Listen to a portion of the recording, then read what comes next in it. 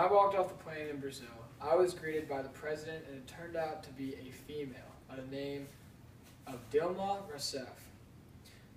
Women around the world have came a long way in today's society and surprise us by their actions time and time again. In Brazil, women play an important role in politics and law. Women enjoy the same legal rights and political duties as men, which is clearly expressed in the 5th article of Brazil's 1988 Constitution. In cabinet-level office, the Secretariat for Women's Affairs oversees special secretariat that has the responsibility to ensure legal rights of women. Many women have been elected mayors and have been federal judges. The first female assumed the office in the Senate in 1979. For the first time in 1994, women became candidates for vice president. Only 9% of the seats in the national parliament were held by women in 2009.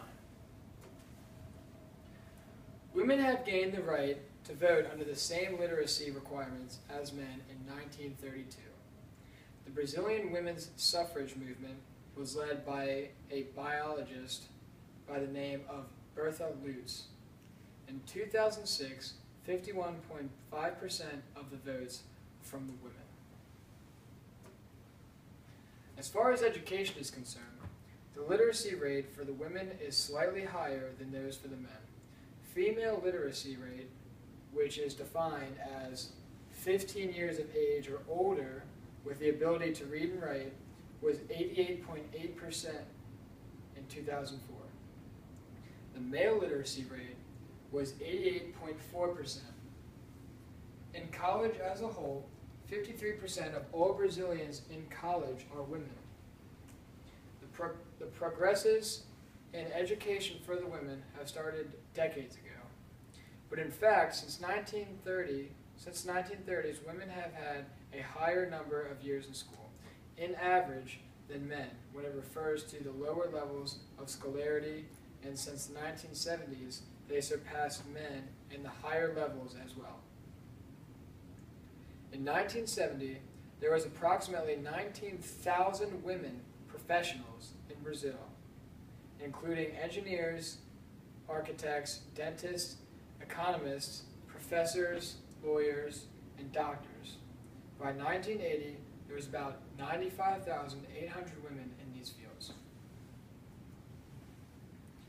Back in the day, Brazilian women weren't treated that well in the working industry.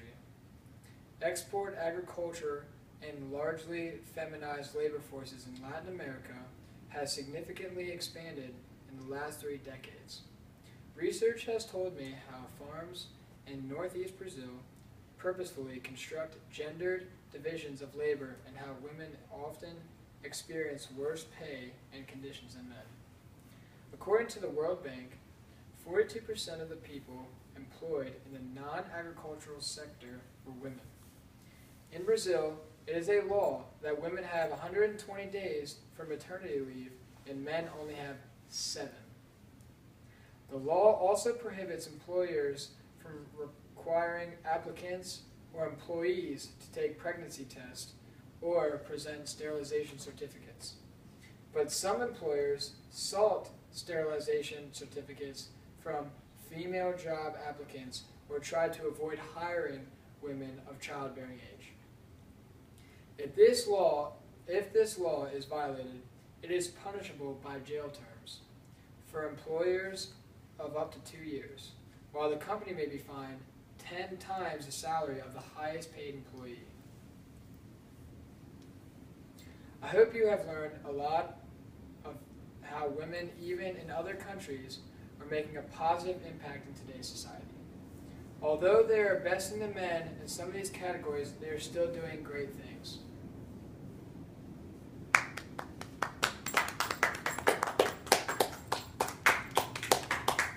Thank you, Ms. Coase.